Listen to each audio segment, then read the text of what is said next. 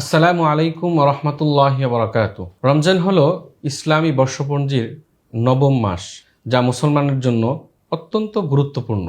এই মাসেই আল্লাহ পাক রব্বুল আলামিন কোরআন নাজিল করেছেন।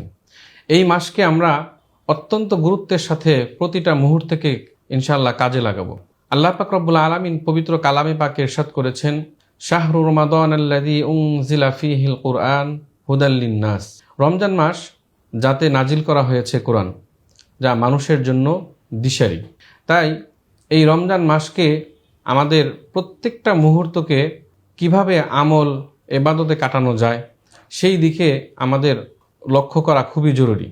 তো আল্লাহ পাক রব্বুল আলামিন আমাদেরকে এই রমজান মাসের প্রতিটি মুহূর্ত পুঙ্খানুপুঙ্খানুরূপে পরিপূর্ণভাবে 30টি রোজা পালন করার তৌফিক দান করুন এবং রমজানের প্রতিটি হক আদায় করার জন্য আল্লাহ পাক রব্বুল আলামিন আমাদেরকে তৌফিক দান করুন।